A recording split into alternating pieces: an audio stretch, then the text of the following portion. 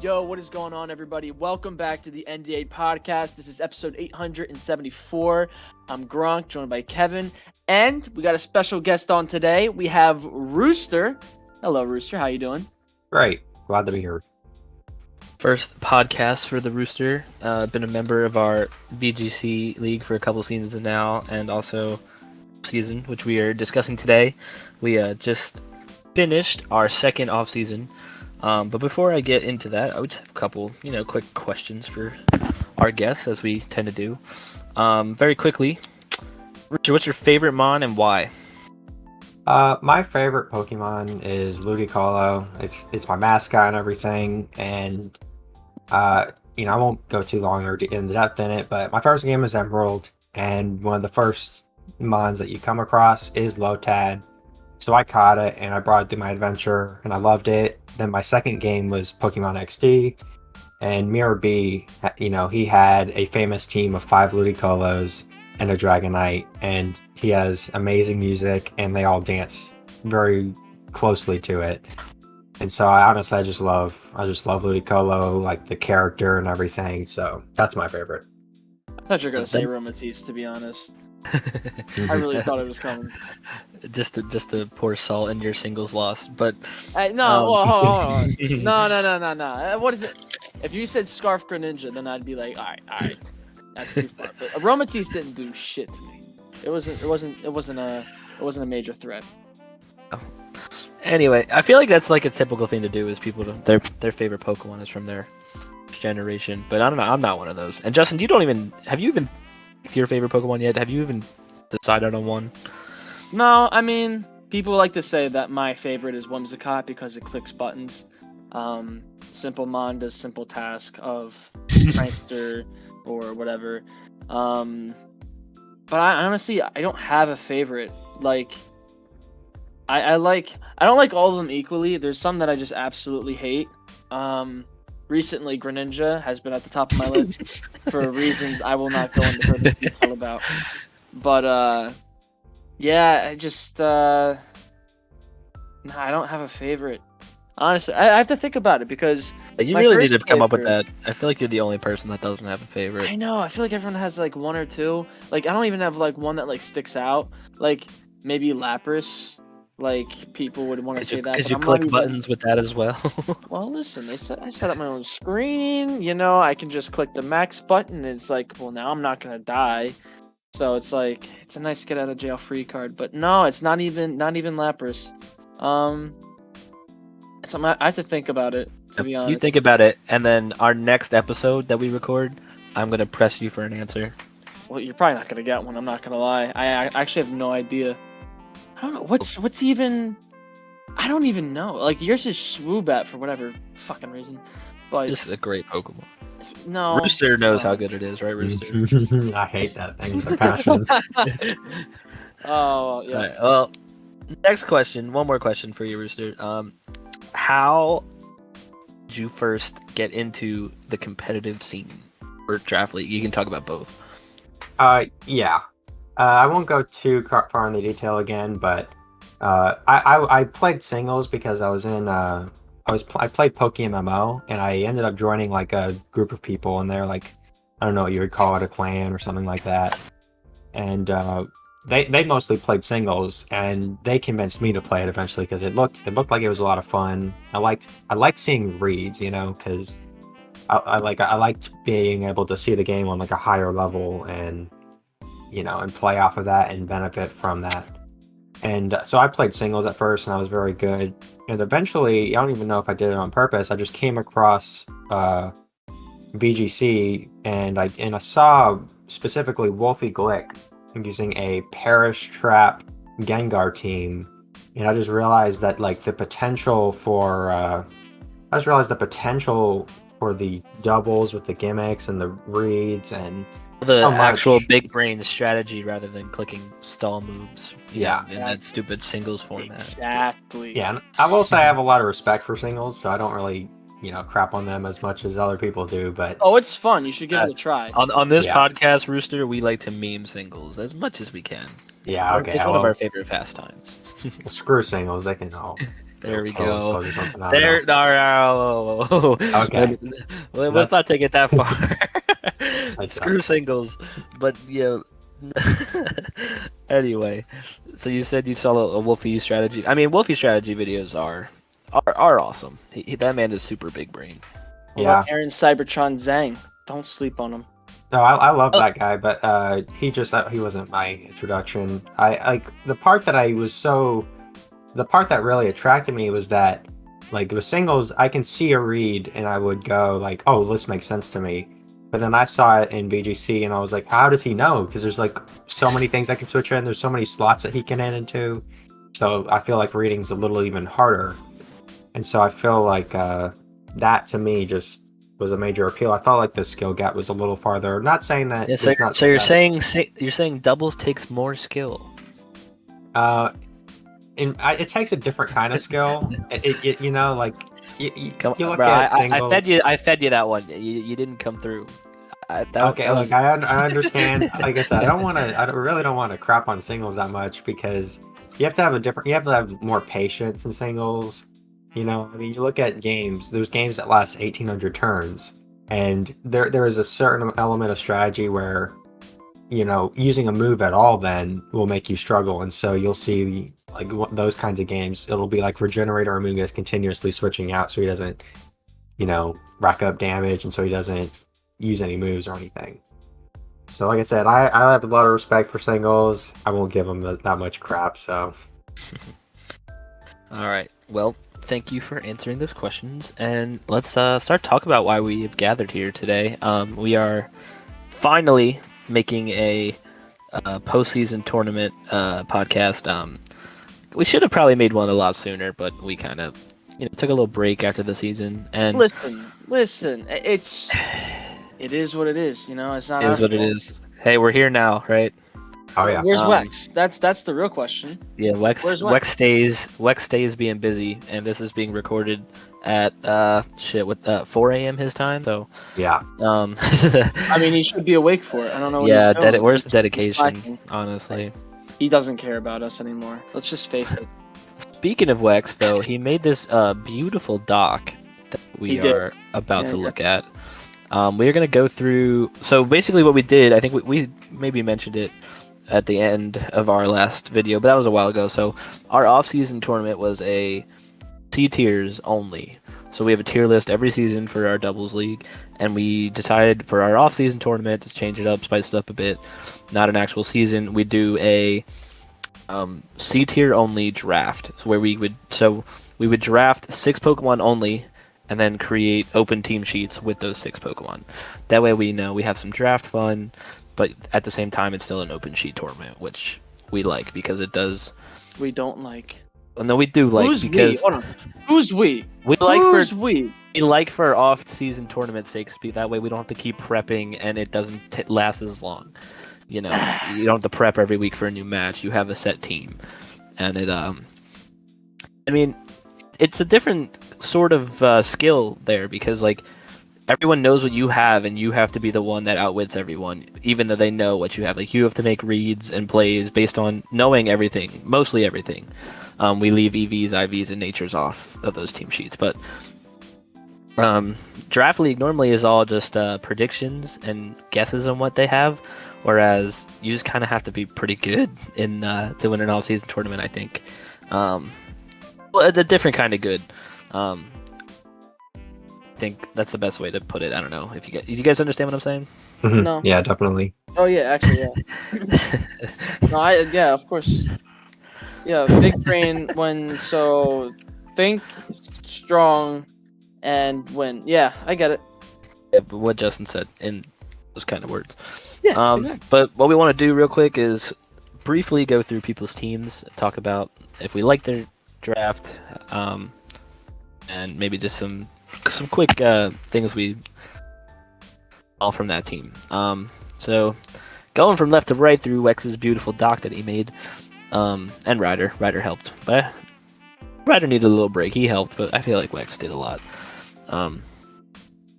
Anyway, we have Germ's team. It's Abomasnow, Arctivish, Archon, Pangoro, Type Null, and Hitmonchan. this team on paper is, I think, some of the best potential C tiers.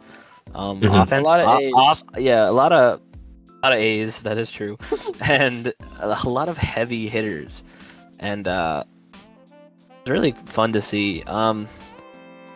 Hale was interesting. I feel like he could have used it a little more throughout the tournament, but a lot of heavy hitters, not the best specialty for sure.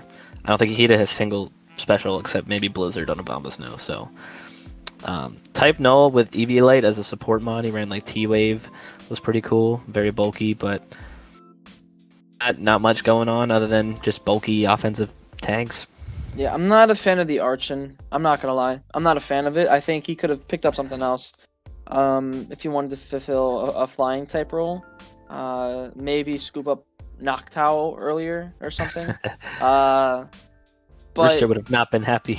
no, definitely not. He would have had to take off the Life Orb Modest, unfortunately. But yeah, just not a fan of the Archon. I mean, I try to use the fully evolved form of this guy, and it's no bueno. It's not fun.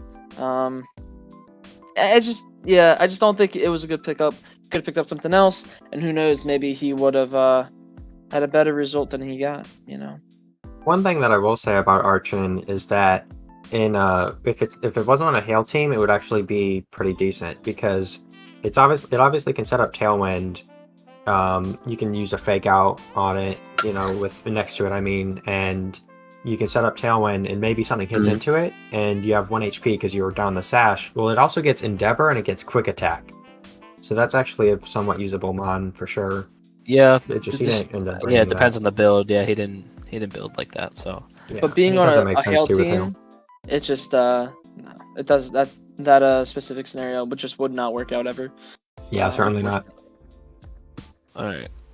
Next, we can go into Phoenix. Brand new, actually, was not a coach during our last season, but came in for the off season, which is really cool.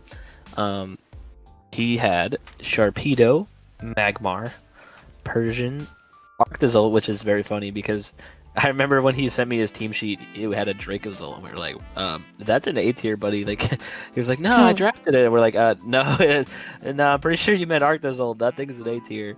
Yeah, that's funny. And then Octillery and Roselia. This team, I think, was a little disappointing. I think Sharpedo was like an initial threat, just because like in C tiers, it seemed like it speed boost and it had pretty good offense, but even with Dynamax, it seemed to be really frail. Yeah, it's got like base 40 defenses, and so it is kind of expected for it to, for the most part, get one shot, and maybe just survive neutral hits. Yeah, it could have been paired maybe with like some redirection or something, but it just didn't really have the support it needed to do well. After that, I don't know. Someone else, you guys can. I don't really see the synergy a lot with a lot of the other picks. I don't know if you guys. No, it kind of just felt like he was picking things to pick things. Mm-hmm. I didn't think he realized how serious we take off-season tournaments. Yeah. No, not just that. It just didn't seem like he thought through his synergies well. Like he didn't have a Hail Setter next to Arctozolt, which is kind of unfortunate considering he could have picked up Abomasnow for a Slush Rush potentially. I think that's what he gets. Unless I'm just tripping. It does. Abomasnow was the first pick in the draft, so he could not have done that. But okay, listen, you know what I mean though. Like if you're gonna have Arctozolt, it'd be best suited next to something like an Abomasnow, because I'm not sure if there's any other Hail Setters in. There's a Alolan Vulpix and. Oh, I was gonna say Alolan Vulpix, but I wasn't sure if that was even considered by this guy. I think the Sharpedo could have done well against like a Togepi with Helping Hand and Follow Me. So like there definitely is a lot of potential for most of these mons. You just never really brought them out to their full potential. No. Yeah, for sure. Like Octillery, like I think Riolu used it like season 3 or so, and I mean Sniper with Inner Focus. The thing was the Hydro Pumps. Oh, what do you mean? God. You said Sniper with Inner Focus. Those are two abilities. What was it? What was the Was it Moody with Inner Focus? I don't Yeah. know. He had something. Those are also Those are two big- abilities. yeah. You mean Focus focus energy? That's Yeah. what you know what I meant. You know what I meant. He was just doing a lot of crit damage. You know what I meant. It's late. Okay, it's past my bedtime.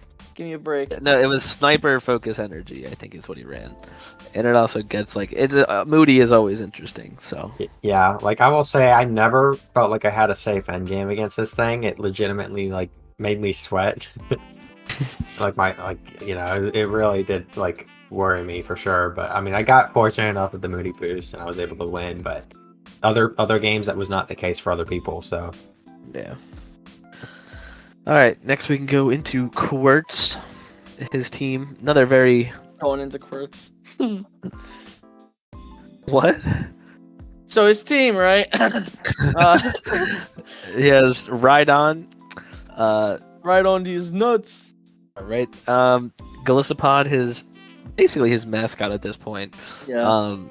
Wigglytuff, Xatu, Heatmore, and maybe not surprisingly, but definitely, I don't know, it was his last pick, Ferroseed. And Ferroseed gave a lot of people, not surprisingly that he picked it, surprisingly that it gave a lot of people a lot of trouble in my group. I know, Iron Defense, Body Press, Ferroseed gave people a lot of trouble. yeah, it was actually it was Curse, Leech Seed, Gyro Ball. Oh, Curse, that's what oh yeah, I don't know. I knew it was somehow of a defense boost. I just got the wrong one. But yeah, that's a very cool set. And it gave people a lot of trouble. Sure. Yeah, I mean, legitimately, it's a great singles bond, and so I saw the potential, and I'm sure he did too. This thing, I've seen it like win entire like NU games, and so we're just just iron defensed up, and nothing could touch it. Yeah, it's pretty strong, but I think the unsung or maybe oversung hero on this team is actually still Galissapod. I mean, it did so much damage, and it was so good for him. Mm-hmm. I think it's always... honestly, it probably shouldn't have been in C tier. I think he definitely should have had the thing in B tier. I think... Did we vote on that? Yeah, we did. We voted on it being like B tier universally. I personally still think it's a C tier, but a lot of people kind of don't think that the ability's as bad as maybe I do, so... No, I mean, emergency exit gives you a free switch out. Yeah. It can be very bad if it happens before Galissapod attacks, but it could also be a free switch in some situations. So it depends on when it's procced. Sure. Mm-hmm. Yeah, for sure. Yeah, very hyper offensive. Even Heatmore, I mean, especially offensive, but it still did a lot of damage. In certain situations, he would max it, depending on the matchup. He had a pretty good run. Definitely, I like Quartz's team. Definitely huge threats in Rhydon and Galissapod as first two picks. I think they were like tied for highest base attack stat amongst all C tiers. So definitely a scary team on presence. And the Ferroseed was very surprising. So yeah, and there was actually a decent enough amount of Intimidate. There wasn't like too much or anything. There definitely could have been more with like Mawile. But I mean, like the competitive on Wigglytuff was actually very useful. Yeah, in case they brought Intimidate for his physical attackers, that is very true. Yeah. All right. We can now go into Ryder's team. Which is the Poison Squad. This is very... Ryder had this like idea from the start, and I was very intrigued to see how it would play, and it did really well. He grabbed Dewosion early, which throughout, we'll get into the tournament, but throughout the tournament, I feel like it was his first pick, and he just really didn't use it all that much, because his team so much relied on Max Garbodor getting everything poisoned with its G-Max move, and then Toxapex critting things with Merciless. But was really cool, and I liked how he grabbed a lot of things that, like he had a Skunk Tank, which was his Psychic immunity, I think Air Balloon Haunter, and Vullaby, or like ground weakness, where... Haunter has Levitate, it was Skunk Tank with Air Balloon, so he has 2 ground immunities. Well, actually 3 because of Vullaby. which obviously is a And- big weakness of Poison. Garbodor had Shukaberry, so he had covered his ground in Psychic Weakness pretty decently. 2 Dark types at the end, and lots of ways to stop the ground. So it was a very well built team, and it proved very difficult to play against for most people. Spoilers ended up playing it later on, and it was a difficult team to play against for sure. Yeah, I had a good matchup in it, and I struggled against them in the pre-playoffs. Yeah, it's a hard team to beat because, I mean, it's almost guaranteed that he's going to be able to get some sort of poison off on you, whether it's through Garbodor or something else clicking Toxic. Like, he's Painful getting Bunker, clicking Toxic, yeah. Toxic spikes itself. Like, he had so many different ways of poisoning you, and then just chipping you down slowly or hitting you with the Toxapex. It was rough. It was a rough team to play against. It's hard to try and beat this thing because, like you guys said, I mean, Shukaberry, you get Levitate, Air Balloon, 2 different Dark types to cover the Psychic side of things. It's not easy to try and beat this team. So I mean, yeah, like I had to face it. I'm happy I took off 1 game.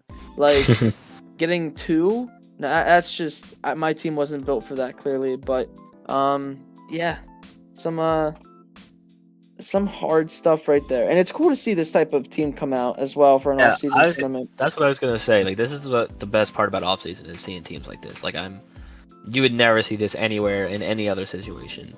Hell no. I give so much props to Ryder for that. He drafted a really fun, unique team, and yeah, this was by far the coolest team in the entire offseason. Sure, for sure, I can totally agree with that. Hands down. And we now move on to a different team here. Mr. Eli and Who Dying, and all this dude. So this dude, as you all know, Eli, is sometimes a host of this podcast with us. Eli is very singles and very anti-doubles, as we should say. But he stepped in for us in the off season as we needed another coach. So shout out to Eli. And drafted a very interesting team. He was so sure, so set, nothing could change his mind about Specs, Water Spout, Wailord. I mean, it did pretty good for him too, to be fair. Eli had a lot of good games. Caught some dubs for sure, beat some doubles players, which was fun. And he supported it with Tailwind, Fletchender. Audino came really clutch in certain matches, clicking Heal Pulse into Wailord and getting his health back up. Specifically outspeeding while doing that. And again? Specifically while it was outspeeding, because then it gives you the health boost for the Water Spout damage. Mm-hmm. Yeah. Kingler was a good Maxmon in a lot of cases. Obviously, Wailord Specs, you want to not max it, you want to just click Water Spout to max Kingler. And he brought in Lunatone and Stunfisk here and there, but I feel like his main 4 were Wailord, Kingler, Audino, and Fletchender.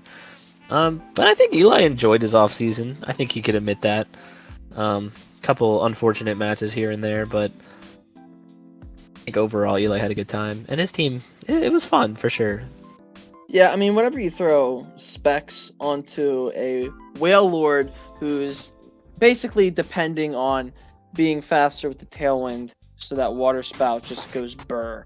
Like, whenever that's, like, your win con, it's like, oh, so you're trying to have fun. Like, it's not like you're like, oh, this guy is really getting sweaty. It's like, nah, this guy is just kind of just messing around, trying to see if he can pull some wins off that way.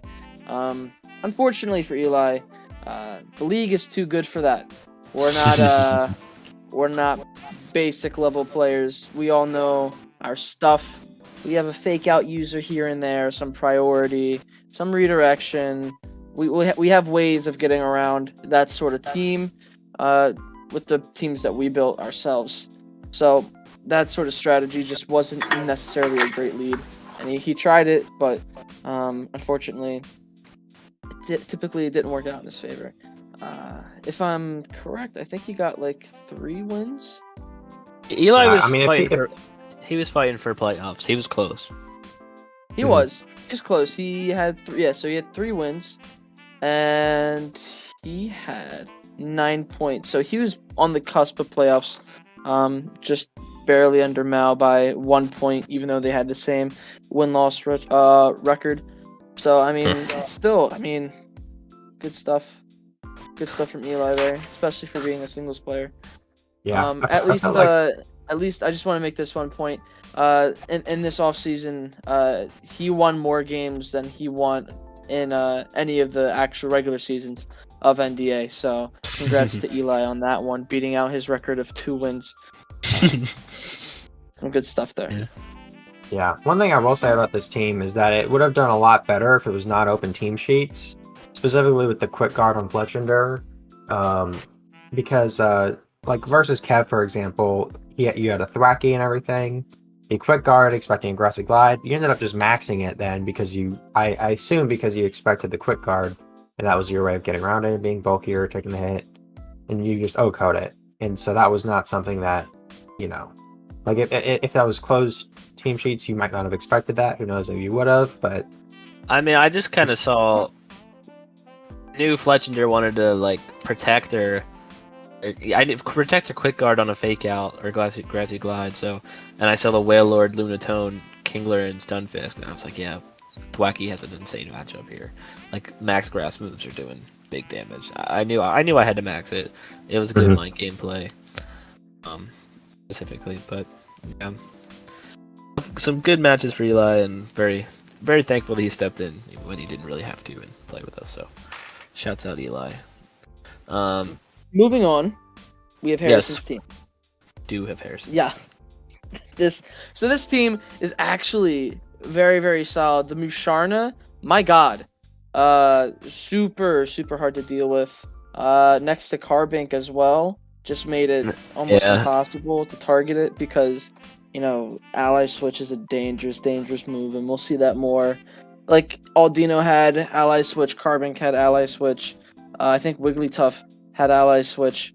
Loved an ally switch this tournament. It's everywhere, and it's so annoying. I think almost every single team had ally switch. I would go on the records by saying like at least 10 of the teams had some sort of ally switch, and it's so annoying. It works, yes, but seeing those team sheets and seeing the moves, it just made me want to smash my head through a wall, and hopefully at the other side of the wall there's a giant spike so I can just impale my forehead. He had the weakness policy Musharna with the Doublade combination with a Shadow Sneak was really cool.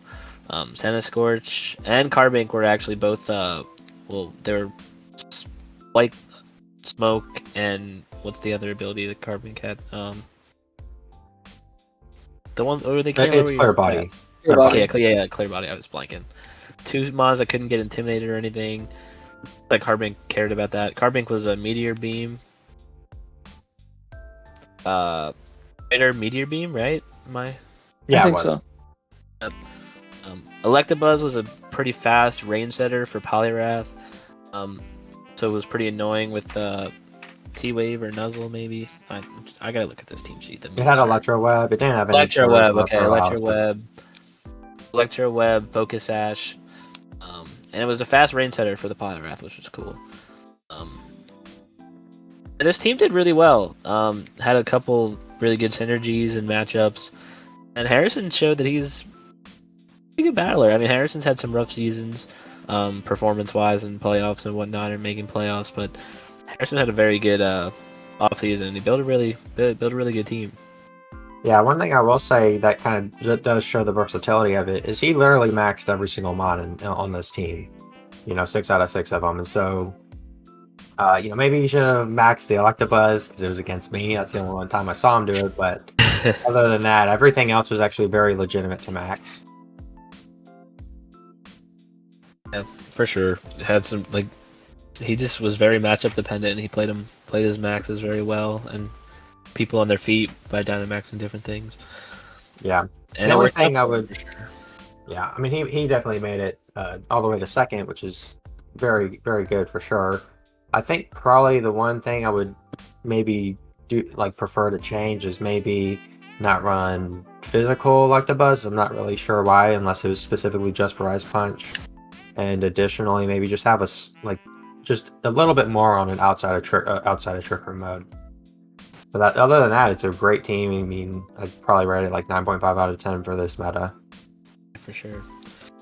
Next, we can go into the Gumster. Gummy had a rough draft, only because he got sniped a couple times. Yeah. He also made a very significant mistake that I think only I'm really aware of, where he ended up drafting Fletchender, and he said he didn't want to draft it to me earlier, and then he drafted it, but that was because people were waiting on him, and he didn't want them to he didn't want. I remember you to feel saying nervous. that. No, it was the Fletch Ling, right? Eli took Fletchender right before, Yeah. and then Gummy sniped and kind of forgot he had to pick, and then everyone was like, "Oh, where you at? You're online." And Gummy kind of just, gave in and drafted Fletchling, which then he ended up getting stuck with Drifloon somehow. I think he dropped Fletchling for Drifloon and then never used it. Yeah. So it was a very weird situation, getting sniped and stuff like that. But his other core were pretty good, pretty offensive. Offensive Meowstic, set up Quiver Dance, Frostmoth, Key, Assault Vest Avalug, if I remember correctly. And Crit Absol. His only support really was the Fungus, but Fungus is a great mon in C tier, so Mhm. it still worked out for him a bit. He still played pretty well. Certain games could have went a different way, and Ally Switch, Gummy's favorite move in the game. Yeah, Fungus and Avalug in themselves are trick room counters, and so really like everything here I really like. I don't think he used the Frostmoth all that well, but other than that, well, I think he didn't put it in all that great of a spot, so it's like it didn't necessarily have maybe a chance to shine, but everything else, like, it just really worked well. Yeah, for sure. Yeah, I mean, it's a good team. I like it. I mean, any team with Avalug, I think Kevin and Gummy are gonna love it, honestly. Me and Avalug are a scary combination. That's all I'm gonna say on the subject. Yeah. But, like, yeah, I mean, it's a good team. I mean, it doesn't, like, in my head, it doesn't really stand out as, like, dangerous. But it's a good team. It's not. I didn't think it was gonna take him into the promised land. Like, I didn't think he was gonna get semis with that team unless he got some really good some like predictions or reads, etc. And like favorable matchups if he made the playoffs. But yeah, I mean, it's okay. Got some good pieces for sure, and some scary offensive mons, but maybe a little better draft, and he'd be in a much better spot for sure. Like, I mean, Drifloon is that spot is just killer. Like, he was literally at a disadvantage because he was never bringing Drifloon. He only had 5 ons to choose from every game, so it's unfortunate. But we learn. Next we can go into Riolu's team. I think this is a pretty cool team too. I like this team. Wishy-Washy, which the first time I've ever really seen it used, which is really cool. Executor, Tree Junior, we'll call it, because it's not as big as other Tree. Flareon, Charge-a-Bug. I don't think it did a lot, but I learned what its ability does, and I thought that was pretty cool. Next to Wishy-Washy, did some big damage. I don't know if you guys can hear the loud motorcycle driving past, but I'm sorry. It was very faint. I only heard it once you started talking about it. Yeah. Thank God. Jigglypuff. Rooster loves some Jigglypuff. And Sock. Sock I think it was a good last pick. Definitely a good offensive fighting type. But I like this team a lot. Riolu had some good games with it. Wishy-Washy was really fun to watch. Jigglypuff was good support. I feel like he tried to set up Trick Room a lot with Executor, even in certain situations where he didn't really have to. He that's all he did with it. I wish I saw a little bit more freedom in this team and not so relying on just setting up Trick Room, and a little more from Flareon as well. I feel like Guts Flareon didn't really do much in this tournament, but overall I think it's a pretty cool team for sure. I feel like the Guts Flareon was a bit of a liability. I mean, his only real move that he wanted to click ever was Flare Blitz, and you're taking recoil at that point, and it's like, well, I don't know. It kind of just felt bad. It didn't feel good. And it's super frail. So Yeah, I would usually run like one of two sets. Both of them would be Toxic Orb. And so like the first set would be Toxic Orb, Protect, and Last Resort. And He it's wasn't just even the simplest. Toxic Orb, was he? Yeah, he was Life Orb, so that honestly like I'd He didn't prefer them even to use change it. Guts, yeah. Yeah. That only would have been useful against Ryder's team, and so Yeah.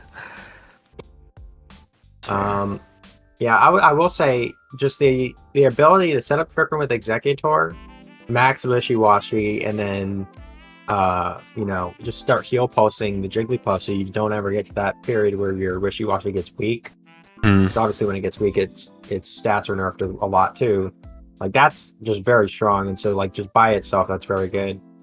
The thing I was actually most scared of in our matchup, which I don't think I said this even afterwards, was the Sock, because I couldn't intimidate it because it was Inner Focus. And it had Rock Slides for my Noctowl, and so I was really worried about it, but I ended up just losing anyway without it, so. Yeah, it was a tough matchup for a lot of teams. It's kind of fortunate he didn't make it through to the next round, but very creative team. And just signs that Riolu is getting a lot better, getting more comfortable. Really nice to see. Next we have my team. I really like my team. I think I could have played a little better other than that, I think I really like my team. Certain things were quite annoying. Like the Slurpuff after you stuff, I had to have the grassy terrain. Like I couldn't just lead Slurpuff and Marowak in some situations because it got outsped by things. But if I had terrain up, Slurpuff and Marowak clicking after you, and Dynamax, Marowak, or even just clicking like Rock Slides and stuff, it was a lot of fun. And had a decent Trick Room mode with Riolu, Behem, Marowak as well. And Herdier was actually I got sniped. I wanted Litten originally, like baby Instant. But Herdier was actually really good with Eviolite. I was like very happy with it. I think if I went back again, I probably wouldn't take Riolu. I feel like I didn't use it as well as I should have. I could have used something else, maybe a little better. But I still really liked my team. It was a lot of fun to play with, and I wish I just played a little better. That's all. I mean, I can definitely see what you were going for with the Riolu, because you've got Copycat Trick Room for Copycat Max Guard for Trick Room with the Behem. You obviously have some very powerful physical mons where you could start coaching stuff. Although you didn't even run coaching. Wow. Yeah, I went for Helping Hand because, like you said, I had the Riolu Behem was like the main Trick Room thing. So I was like, I wanted to be able to help Behem as well. So I just opted for Helping Hand. That way, next to Marowak, Thwacky, or Behem, I could give it an attack boost on that turn. Yeah. I honestly think that coaching would have made the whole team like synergize probably better, but that's just my opinion. Yeah, I had both. I don't know. I just opted for I don't know why I didn't. Coaching it's still really good. I forget what I wanted Feint. I wanted a damaging move in case I got taunted or something, and like in case like I knocked something to Sash, I could feint them through Protect. I wanted a damaging move like that, and I think between Copycat, Protect, and Feint, I only had room for one more, and I just put Helping Hand because it would help everything. Like, it wouldn't help Behem. I mean, it gave it a defense boost, but I don't know. Yeah, but I mean, I was able to beat your team, so. Were you? Didn't I play you? No, like we never played. No? Never played. Maybe in my head I beat you. It doesn't work that way, unfortunately. Well, I mean, I live rent-free in your head, so that's why you can't beat me. I wouldn't say can't. I mean, Anyway, moving on. We have Will's team. Very, very, very good team as well. I apologize on behalf of everyone. I put Will on the Matang's radar, and it cleaned up house for a lot of teams. What do you mean you put Matang on Will's radar? Same thing. No, not really. That's what I meant. So that's all that matters. It's late. He had a lot of good modes with Redirection, Tangela, and Barbaracle. He had Shadow Sneak and Duskull, the Matang. Morgrim was kind of a little underwhelming, but it had Fake Out. It was his Fake Out mon. Offered a decent bit of support, and Choice Specs, Boom Burst, X Cloud. It do be doing damage. It do be doing damage for sure. Yeah, the X-Cloud was doing massive damage. I was actually surprised by how much damage it was doing. And yeah, I was just kind of blown away. Stab Choice Specs, Boom Burst, man. It's a powerful move. It's the better version of Whale Lord Water Spout, for sure. Yeah, and it doesn't lose its damage from HP, so that helps a lot too. Makes it even better. During my game against him, he ended up switching in Matang, and again, it's resisted, and he did 47% damage to Matang with the Boom Burst, and so it's a crazy move. So it's so good.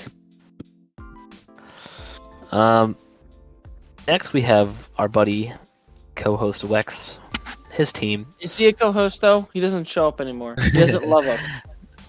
Wex is a busy boy, and he edits these for us because he's a legend. So we let him off. I guess.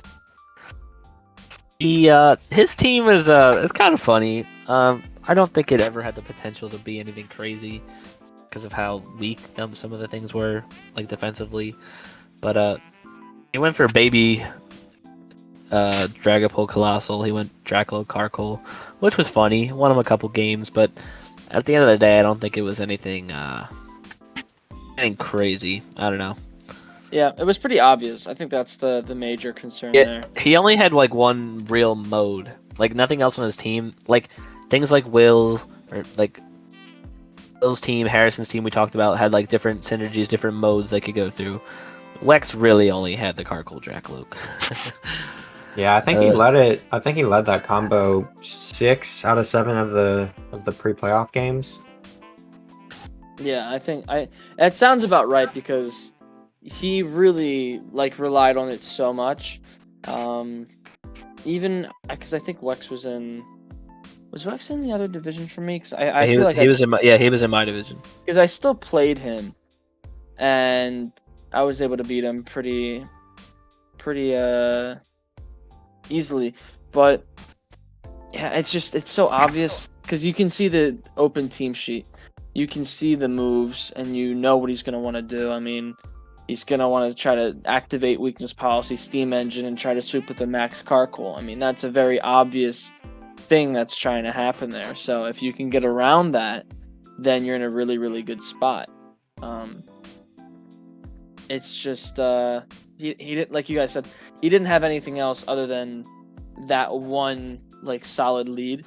If he had more things to threaten with and more looks he could give to appear more threatening, and then just have that in the back because you're trying to prepare for that, but there's another really strong lead that he also goes with that can counter something that counters something that can lead. You know what I'm trying to say?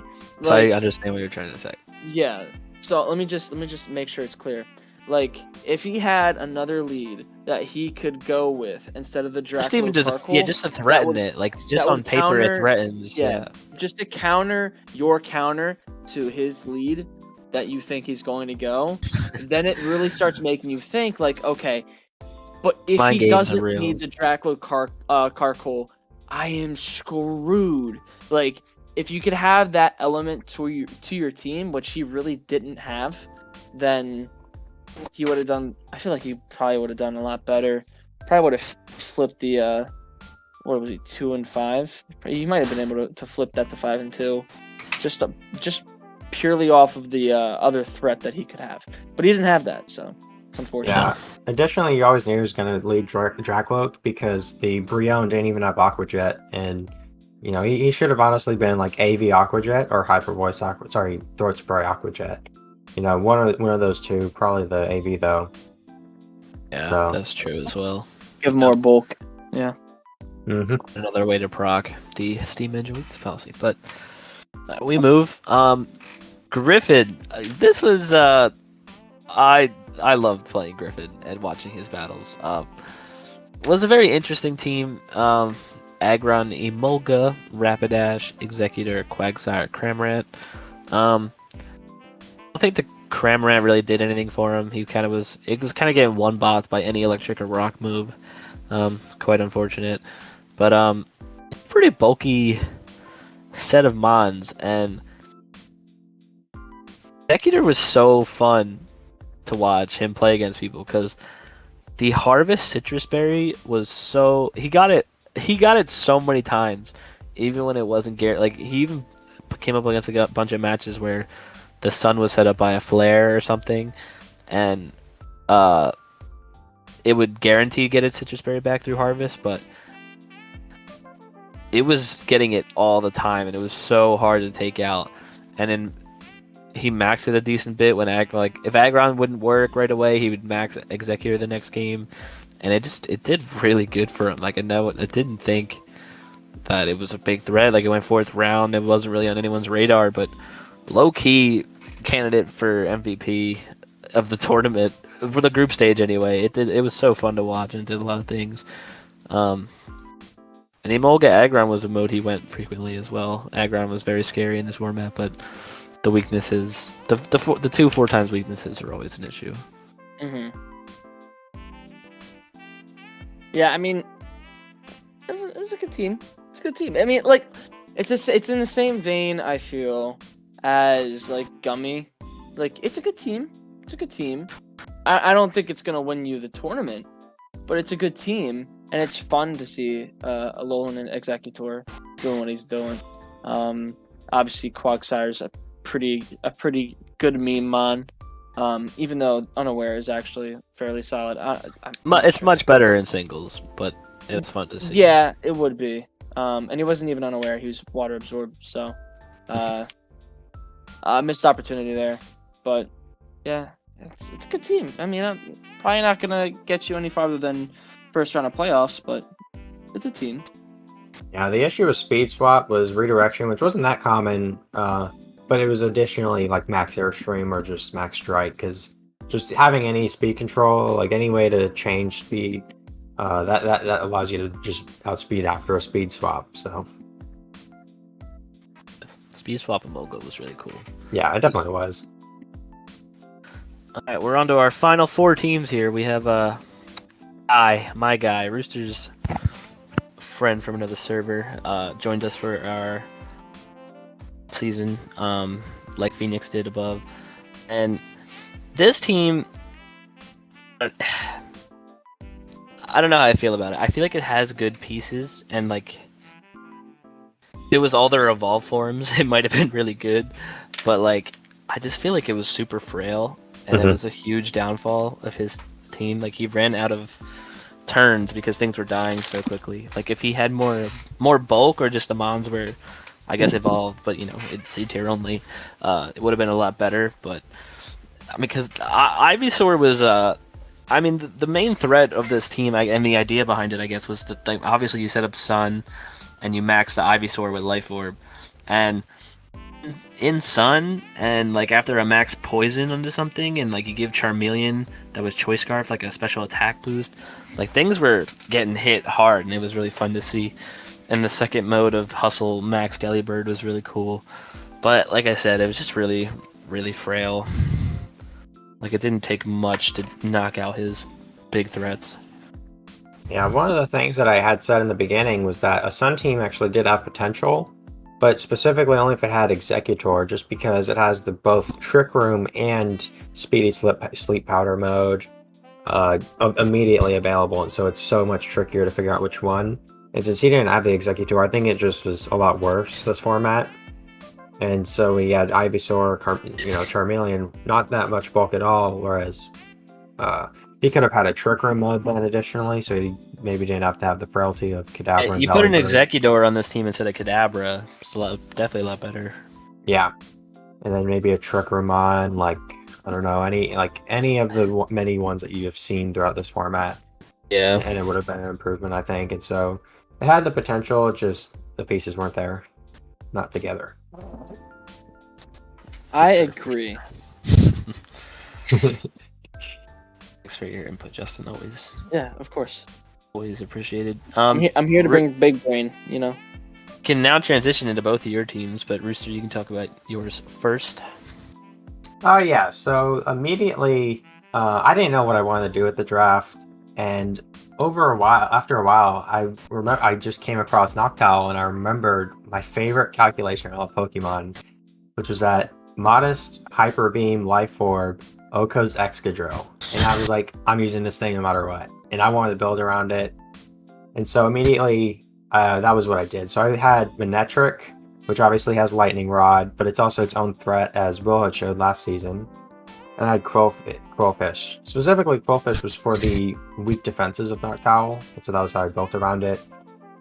Um, I also then wanted to add on a Trick Room mode, and I wasn't sure exactly how to do that at first. I literally just drafted things like as I thought of them, and so it was very surprising for that everything came together in order. But I Bronzer went with Stunfisk combination was low key deadly. It did really well. yeah, You landed Noctowl and a decent Stunfisk amount of are good. hypnosises. Yeah, I mean, I honestly I did miss probably half of them, which is about fair. The thing was so bulky that I got to sit around and do 3 or 4 of them. I did a couple on Justin. That was pretty funny. Yeah, Justin loves when inaccurate moves hit his team. It makes me so happy.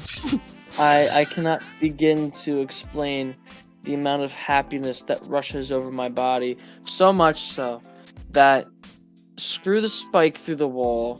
I want to spike through my entire body, going through one end of my body through another orifice. That is the ideal way of going about this issue. Anyway, back to you can keep going, Rooster. yeah. Well, Bronzor was just super bulky with the very tricky moveset. Honestly, it was very toxic, the moveset, but it clearly worked out. And Grookey just for the fake out and the guarantee, just being able to guaranteed set up Trick Room when possible, and also change Stunfist's type. And that never really came too much in handy. Although there was one game where I was able to ignore Rage Powder or Sleep Powder, I forget which one, on the Stunfist because it turned into Grass type. So there was a lot of neat synergies that maybe people didn't realize were there. So ultimately, I think, I enjoyed the team a lot. It was so much fun. I legitimately loved using every single mod. I felt like everything did more than its weight. I have a great love for every single one on this team. Nothing was dead weight. Yeah, the more you explain it, the more you realize that the synergies are really good, and it was a good team that you built here for sure. And so I'm not gonna lie, we go into your team now. When I first saw it, I was like, "What the hell is this dude doing?" But you had your struggles, but I think you enjoyed using the team still a bit, right? Yeah, so Rooster had synergies. I had anti-synergies. So, I had Mantine who benefits from Swift Swim but no rain setters. The only rain setting I had was either through a Max Geyser. And that's it. That's the only way I said it. You had the Dene that didn't have Lightning Rod. No, it had Well, it doesn't Pickup. get it. It doesn't. Yeah, I know, that's what I mean. I mean, yeah, it was the Dene. I mean, Ally Switch was cool. I wanted Volt Switch because not only would it give me a switch into something else, but Mantine's special defense is notably super high. So even though it is 4 times super effective, if you just mitigate every ounce of special attack on the Dene, it doesn't do as much as you think. And that way I can get off a weakness policy proc onto the Mantine. That was the thought process behind that. And then I could switch in like Jinx and just try to go for sleeps, which I was fairly fortunate to get like most of them. I think I only missed like 2 the entire time, and considering how much I pressed a Lovely Kiss, I probably shouldn't have hit that many.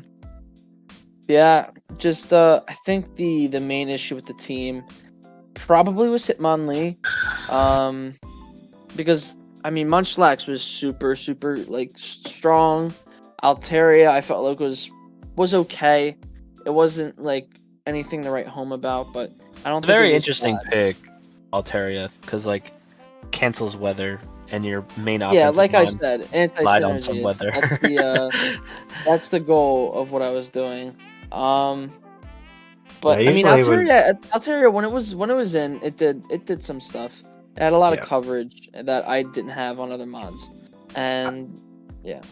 I find the set on Altaria was very interesting because normally when I would see it in a draft, I would assume that people would bring one of maybe just one set even. I was gonna say one of two. I mean, you'd see Tailwind for sure, but I would expect. I mean, but it was AV and I would also expect to see like Cotton Guard Roost as a good setup because then it becomes like an end game run. So I was very interested with your set. I don't think it was actually a bad set though, to be honest. I think maybe the Cloud9 deck, like you said, interrupts the Mantine, but other than that, like I thought it was very interesting at the very least. So Altaria Yeah. has really high special defense, right? So with the Assault Vest, it becomes a very big special wall. And like you said, it offered coverage that you didn't really have beforehand. Yeah, I mean that was the main thing with the move set was trying to get coverage uh mons I had to deal with that I necessarily didn't have the best answer to with the other mons I had drafted. But like I said, I think the really weak spot of the team, even though Altaria did have Cloud9, I don't think it was the weak spot. I think it had to be Hitmonlee just because of how frail it was, let alone with how little it actually did for me. So if I could switch that out for something else, I probably would have. At the end of the day, though, I'm not like upset with this team. I like it. It did what I needed it to do. Just a few, if a few more games went my way, which literally they could have. A lot of my games went to 3.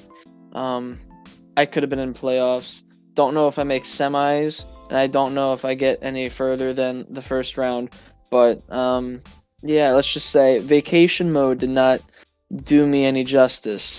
So Yeah, you were chilling on the beach most of the time. yeah, I mean, just don't do psychic moves into a skunk tank, guys. Just don't. That's not really. That's not good. Yes. Justin's advice to everyone listening: don't pick psychic moves in the dark. Make sure you study your type chart. That's my advice. Final team is Mal's team, which not gonna lie. Again, the synergies kind of baffle me a bit. Didn't he clap you? No, I beat Mal. Oh, 2-0. damn it. Actually, sorry.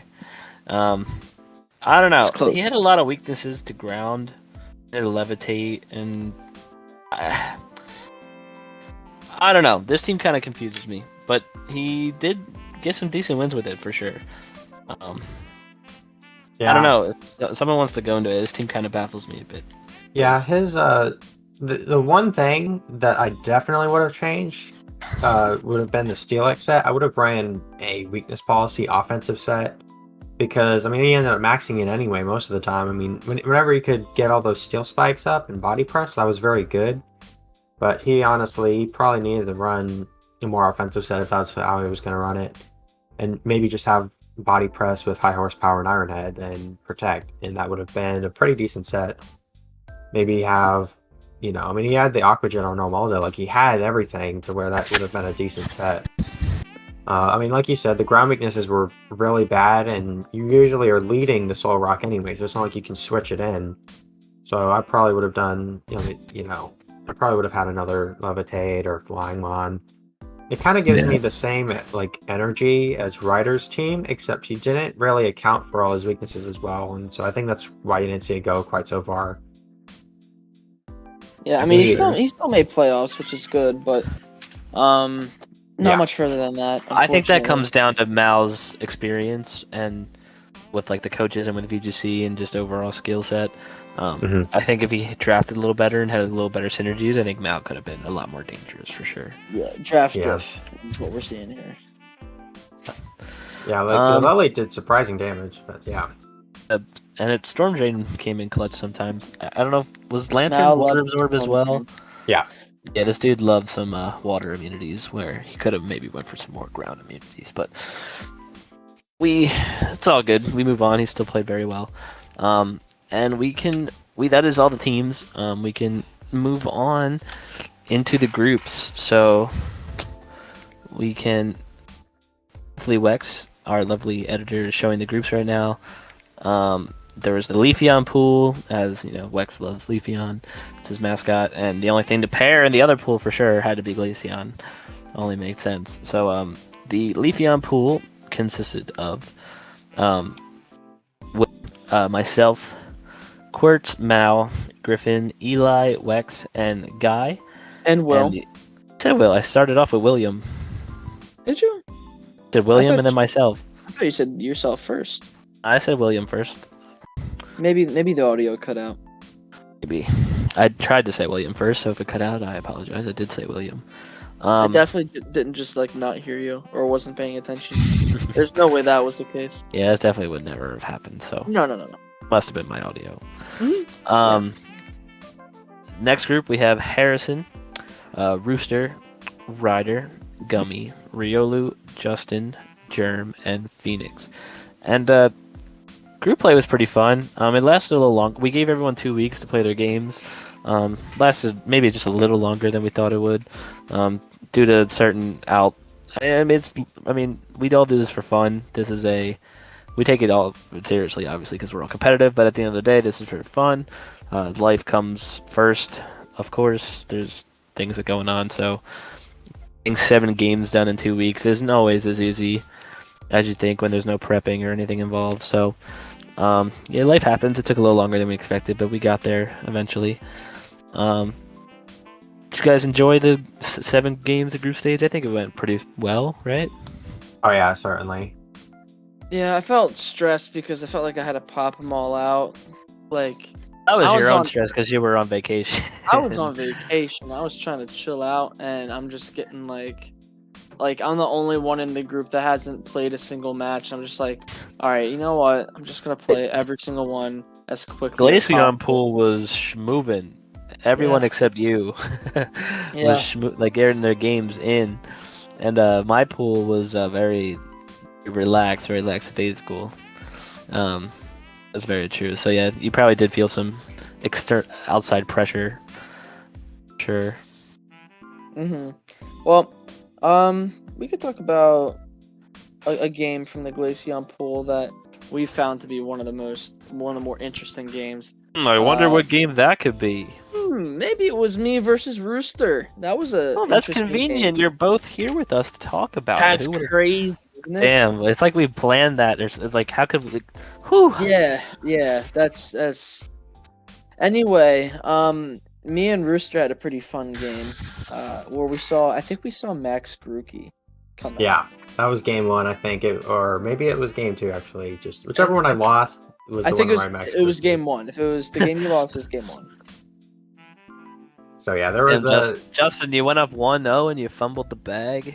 Listen, he has a good team. I mean, I gave it my best shot. I took it to a third game. I had him on the ropes. Like, I don't know what else you want me to do. Yeah, I will say additionally, like that's kind of my staple is going to game 3. You know, I think I had 5 games maybe that was the game 3 on in the pool. You always Oh. lead. If there's a stat for most game 3s, it's definitely always you. Yeah, at least as a percentage. So I don't know. It just has always been my curse because it was fun at first, but now it's stressful. You know, because all the time. You don't get a break from close games. Yeah. No comfort. But it Yeah, also there was- brings I feel like it's a benefit for you as well because it brings out your focus and competitive, and you make good reads during these stressful situations. Yeah, certainly. Like I ended up Harrison and I did like a for fun game before my game with Will, and like we literally just played each other, and he beat me game 1, and I was like literally just like relaxing, having a nice night. I was like, oh, well, it doesn't matter then. And then he beat me, and I was like, okay, I need to take this seriously, and I like sweated the rest of the matches, and I ended up winning 2-1. So I think that's just a part of my play style. I think it's how I play. It's just, you know, maybe not something that I'm happy with, but it's how it is. So can't do anything about that. You like winning. I mean, there's nothing wrong with winning. Mm-hmm. It happens. Yeah. So we'll go on ahead and we'll talk about our games. They were all very long. I will say that, like not like the average 7 turns. You'll usually see them 15, 20 turns, I would say, for most of them. And then additionally, there was quite a lot of switching, and I think that was in particular why why I would say I like these the most. And they were also each of them very close. We each could have won both of them, and both of us could have won each of them. I mean, and the games. Sorry, I'm a little bit distracted with all that. Yeah, I know, noise. Kevin. You gotta fix your mic, bro. Your thing's messing up. Yup. Just unplug it or something. Whatever you're doing right now, it's not working. All right. Well, hopefully he muted himself and forever. Just continue. Yeah. So the game one, I ended up, I think, losing. There were 3 flamethrower burns, if I remember correctly, that whole set, which was very unfortunate, but it is what it is. And that game one, it probably didn't matter as much. I actually looked at game one. I lost the Manectric too early, I think, and so that was just my mistake. And I think I played a lot better game two, where I was able to just kind of work around that. But in the end of this whole set, I ended up switching a total of 12 times, which is so much more than you normally see with BGC. Yep. And so, I think I used my immunities very well. And I think another thing I didn't talk about with the team building was that my immunities that covered each other. You look at all the things that hit Noctowl. You've got Ice, Rock, Electric. Those are all things that Stunfisk and Bronzor by themselves take care of, or Manectric and Bronzor take care of by themselves. Which are all reasonable things that I have brought, together. Mm-hmm. So, I mean, like that. I think just the immunities enough were good. You look at Ice. There were a lot of physical ice punches. Quokus was able to switch into those. So I abused the immunities on the Maximus very well, and I didn't take all that much damage in the beginning, and I was able to max usually at the end. Yeah, I mean, I don't think I maxed first turn once. Honestly, I think I try to save it a little bit, but that's something I need to work on, is more discipline on my max and trying to save it for something else. But yeah, I mean, usually if I see ooh, there's a nice target, so if I just max and then do damage, it dies, right? That's usually my thought process, when I should be thinking, okay, if I max this, what are the threats that he could have in the back that would mitigate it if he were to switch? That sort of thing. Trying to see, because if you don't max, then it's you could stall out my max if I do it and you don't, and vice versa. So it's just, I need to think more layered, and I think that's what really got me.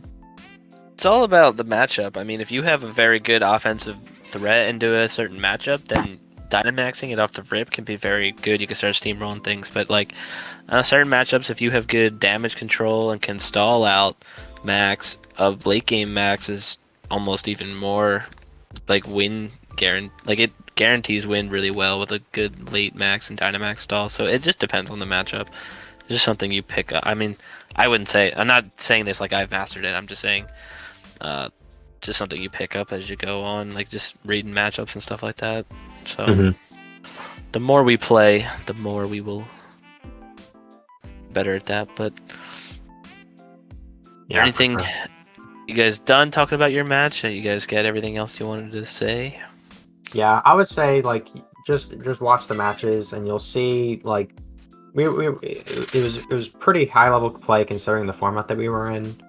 And so I would recommend that to anyone who likes VGC just for the heck of it. So I don't have maybe anything else. Maybe if we're lucky, Wex will link them in the description. But if not, like everybody else.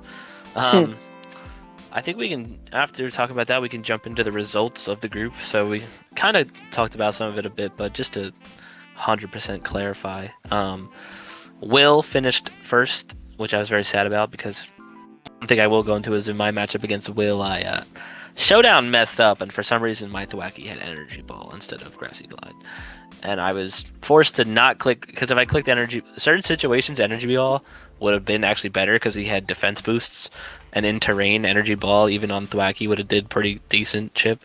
But I couldn't click it because obviously it wasn't a legal move. And I was clicking Woodhammer, doing a lot of recoil to my Woodhammer Thwackey. Very sad. But Will did finish first. I finished in second. Quartz grabbed third spot, and Mao grabbed fourth. And just missing out was Griffin and Eli, and then Wex and Guy had rough showings. And then for your guys' pool, the Glaceon pool, Harrison finished on top. Through, was it points? Yeah, points. Just because you have a lot of game threes, Rooster, you're gonna lose a lot of those tie breaks. Yeah, of course. Then you finished in second, of course, and Ryder and Gummy got third and fourth, knocking out Riolu, Justin, unfortunately, Germ, and Phoenix. Which means so obviously 2 groups of 8, top 4 advance, and our brackets for the next round. The 1 seed from one group played the 4 seed of the other group, and obviously do the pattern in your head. So our matchups were in the quarterfinals: Will versus Gummy, Rooster versus Quartz, Harrison versus Mal, and myself versus my playoff in any format arch nemesis, Ryder, which was not a great first round matchup for me, I must say. I think I don't know what I did wrong, honestly. But Ryder's so smart, man. Ryder took cheeks and did not have any regrets. He 2-0'd you. It was just like I never get 2-0'd, but me and Ryder's matches are always 3 sets, always close. And this is the first time Ryder absolutely just, went to town. Like, I had a Marowak against his poison team, and then, like I said, he covers his ground weaknesses really well. Even I went Behem. Like, I had a hard hitting ground type and a hard hitting psychic type, and I did Jack Diddley squat. See, the problem was I had Thwacky and Slurpuff that did absolutely nothing into his poison team, which was really bad. So that was unfortunate. Just wanted to talk about that really quickly because obviously it was my match. We then had Harrison and Malgo, and that was another 2-0. Harrison showed his dominance as well. He showed it throughout, finishing in first, and they beat Mal there. And then Rooster, oh my god, you got a 2-0 against Quir. It's a pretty safe win there. Yeah, I will say it was probably the matchup more than anything, because if you look at Noctowl, it legitimately hit everything for super effective or neutral, which, that just is horrible, with the exception of Rhydon. Even the Rhydon has bad special defense. Yeah, and the issue with Rhydon particularly was my next 2 partners for Noctowl were all hitting it 4 times super effective with Quillfish and Grookey, And so, really in my game against Quartz, it was a matchup thing. He could have, it wasn't free though, that's the thing. Quartz is Quartz, and he had Ally Switch on Jigglypuff, which was good against Quillfish, so it's like, there was a lot that could have kept him in it, but it was like a 60-40 matchup, and so I don't really blame him for taking that 2-0. We had a very, very close end game in game 2. I think I really just played it perfectly, and so I was able to clutch it out. And Gummy promised a victory. He wasn't going out in the first round of playoffs, but unfortunately, he made it close. He is the only game to go to 3 sets in the first round.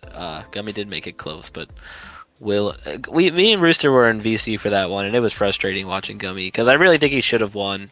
Mm-hmm. Certain plays he just didn't. His plays, to quote Rooster, we haven't said it all podcast, were not optimal. They weren't optimal. A lot of them weren't. We were like, why'd you do that? Like, we're literally sitting there like, no, Gummy, like you could have did it. But yeah, Will. Unfortunately for Gummy, did take the cake there, which means our semifinals were Will versus Rooster and Harrison versus Ryder. We can talk about Harrison and Ryder before I let you go on to yours, Rooster. Yeah. I know Harrison put in a lot of work for this. Sure.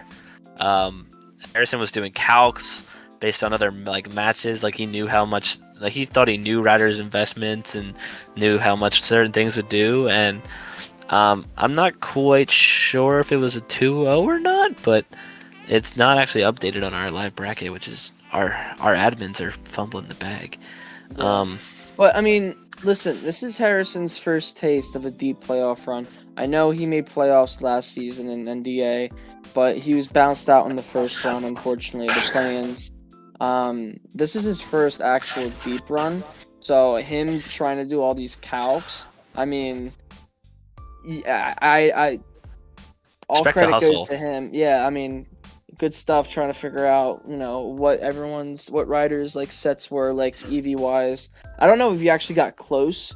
If you made like a mock team that's like, all right, I think these are the calcs. I don't know if he got close to what rider actually had, but I mean, regardless if it helped him in any way, which I think it did. And he did pull off the 2-1 victory over Ryder, which maybe, I mean, Harrison was a higher seed, but maybe even as an upset.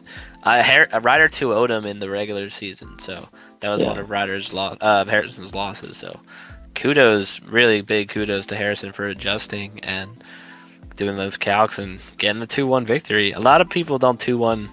If it goes to 3 sets with Ryder's very good at adjusting and winning those game 3s. So very big props to Harrison. And Harrison is one of our finalists. And we now go to Rooster and Will. So this was by far what I put the most time into. I asked for all the help I could get. I literally spent like 6 hours probably thinking about this match because it took like almost a week to play it as well. So that was there was some schedule conflicts. Yeah, but it gave me a lot of time to really look it over. On like 5 different days, I spent time looking at this thing, and I truly feel like I planned for every single like reasonable lead you could expect. And I was just so worried about the Duskull plus Matang lead because specifically Ally Switch up being a variable. Now, the thing about his sets, I was able to calc all of them. Just based off of teams that I knew. I knew Gummy's team because I helped him build it, so I was able to calc from that. I knew some of my guy's team, so like I was able to use a Delibird calc on the Exploud to get its bulk. It was very quite bulky. I ended up actually being a little bit low on the bulk, but even then, I went through all the calcs and I was able to figure out all the sets. The Duskull was mostly defensive. And it was plus special defense nature, all that kind of stuff. I don't need to go that far into detail. I apologize, but it was, in other words, it was something that I was stressed about specifically just because of Ally Switch Duskull. It was only over time that I really thought about it, and I realized that he was probably going to have to leave Morgrim because if I just set up Trick Room, Stunfisk went so hard in there, and so I knew that he couldn't let me do that. So if he wasn't leading Morgrim, game 2 I was going to do that, and I did 2-0 him, but if I lost the game, I would have been surprised. I feel like I've really covered for everything, and he led double. His lead was he did lead Morgrim, but he led it alongside Duskull, right? He led Morgrim Tangela game 1, and okay, I forget what it was game 2. Maybe it was Explode actually. It was a very passive lead game 1. I wonder what he was going for exactly. Yeah, he wanted to trick / fake out and sleep powder whatever he could, because he really needed to shut down Trick Room. Like if I let Grookey with Bronzor, well then I could just fake out his Morgrim, because I actually think I outspeed. I was Jolly. I don't know if he would have had max speed. If he did, good for him. But the thing about fake out is it also stops trick. And so let's say he fakes out the Bronzor, I can Grassy Glide, so I can fake out into him. If he fake out into Grookey, well then I just that means that he outspeeds. Then I just Grassy Glide in Trick Room because he let it get set up. Other than if he had the Tangela, there was a lot that he was covering for that frankly it just wasn't there. I found that the best lead was the Noctowl Manectric because it threatened the most. I could OHKO the Matang before it moved with Hyper Beam and Max Flare. That OHKO'd it over 80% of the time because I did figure out a set. And I just had to predict the Ally Switch right if he was going to be on Duskull. He didn't, so it was a 2-0. It was only really somewhat close game 1 because I got it it wasn't close game 1, but I got a crit, which was very fortunate. Game 2, I think I just had a lot of the raids that I needed, and so I was able to secure that one pretty reasonably well as well. It seems like your prep time is a huge factor in this game. How little Will had. Mm-hmm. Not taking anything away from your win. Like, it's all on you that you put in the hours to do it. It's just Will didn't have the, I don't know, not the same amount of time and didn't get the result, obviously. Mm-hmm. So we have Rooster versus Harrison in the finals of the NDA on Season 2. And, oh, Rooster, how'd that go for you, buddy? Yeah, so that was actually my third 2-0 in the bracket, and so I did end up winning the whole thing. Woo! Yeah. Congrats, my dude. Yeah, of course that's why I'm here. You know, you probably figured that out by now, but No, we brought you for your charming voice. That's why you're on there. Yes, of course. I mean, I wouldn't be surprised if that was it either, but I would assume so because of the timing of it. Yeah, I would say it was again. I did end up winning 2-0. One thing that you kind of have to figure out behind the scenes is that we actually had played a total of 6 games with each other's teams. So you played each other in the group and just for like fun after, like in the middle of it, right? Yeah, because the games weren't going on. We had like almost a week before the next one, and so we just were like, okay, well, you know, why don't we just play? And we figured we'd do it for the heck of it. And he's like, you know, I'm going to get info from your team. It's like, okay, well, I'll get it from yours too. And he ended up getting some good calcs, but they didn't come in handy because he didn't bring the, what's it called? The Dew Blade. Yeah, he didn't bring the Dew Blade. He got a good calc on that where it's a 2-hit KO on Noctowl. You know, he figured out a lot of stuff, but he didn't use it. Whereas me, I figured out from that game. That was the game that made me win, really, because it allowed me to get that extra information. I figured out that he wants to run, like he wants to run with a lead that counters Noctowl specifically. And so for game 1, I actually didn't even lead Noctowl, if I remember correctly. I didn't focus on it, at least. I think I focused more on the Stunfisk, if I remember right. And then game 2, I knew that he was going to need an anti-Stunfisk lead, which was Scorch. And so at that point, then I led Noctowl, and I was able to airstream stuff. He was, I ended up really protecting turn 1 and stalling out his max because he ended up Dynamaxing what is it? Not Diancie. Carbank. Yeah, Carbank. Yeah, he ended up Dynamaxing right off the bat, and so I was able to just then switch out afterwards. I knew that he was going to want to. I ended up just maxing the Crowfish just because that ended up, like with the Sandstorm boosts, it was able to get a Spadef boost. Crowfish was doing the most damage, and so I was able to max it, bring in the Manectric, knowing that he was going to Electro Web. It got boosted, and I just snowballed that game, and so, you know, it was a very, very tough matchup. It was something that he had to read the lead correctly, and I had a lot more freedom in it, and so that was kind of the theme of playoffs, was the matchup. I think I just built such a good team, like genuinely, not even just trying to pat myself on the back, that it was hard to lead against it because there were so many leads, there were so many max bombs. I maxed everything except for Bronzor, so it was very, you know, it was very unpredictable, especially when I had all the defensive play, you know, available to me with all the switches. Yeah, for sure. And it was a well-deserved victory. I feel like it's been a long time coming. You've been putting a lot of work in, and helped a lot of people, I think, for sure, with prepping and strategy and whatnot. So that you have a trophy now, a title, a new color in the Discord is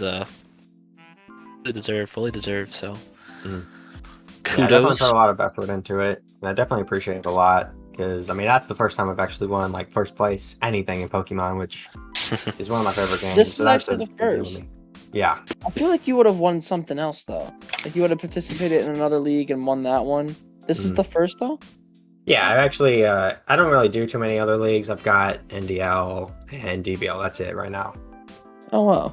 All right, well, congratulations. Sure. Yeah, so it did mean a lot to me, that's for sure. Well, we're glad we could get you on to talk about it. Glad that we had everyone participate in the off season. It's always a lot of fun. Nice break from normal series rules, and yeah, just a lot of fun. And I think that is everything we have to talk about, right? No one has to add anything else. Yeah, I think we're good. I think we're good. All right, Justin, roll us out, buddy. All right, that ends this episode today for the NDA podcast. We went over the off season, and now it's time For Justin to talk take about a nap. yeah, well, to talk about my lack of sleep. No, but we're gonna start up the next season pretty soon. Season 5 that should be underway shortly. I would assume in the coming weeks. We'll start drafting. And we finally have a tier list. We'll have a tier list. We'll have a tier list done. We'll have teams done hopefully soon as well, probably within the next month. And then we'll have more podcast videos coming out talking about the teams, the matchups that could potentially happen, et cetera, going into all the games once we start playing. It's going to be another season, another chance to win, hopefully, for all of us. I think we all have pretty good shots. Except you, Justin, because you can't rely on Dynamax and clicking buttons. So you got a point. Okay, you got a point. But listen, if I can just replicate what I've done the past 2 seasons, but miss Ryder in the playoffs, I think I'll be in a good spot. that's the story of all of our. Just miss Ryder in the playoffs, and we'll be all right. Can Ryder just not make the playoffs next season? I think that'd be great. Can you just like miss it by like a little bit, or just like miss us by a little bit? Like, let me lose to someone else. Let me lose to someone different. But yeah. Anyway, that ends it for this episode of the podcast. Thank you guys so much for listening and tuning in. And we'll catch you guys when we actually draft, which should be within the next month. So stay tuned, and we'll catch you then. Peace out. Peace out, guys. And thanks again, Rooster, for hopping on. Yep, it's been a great one. Bye.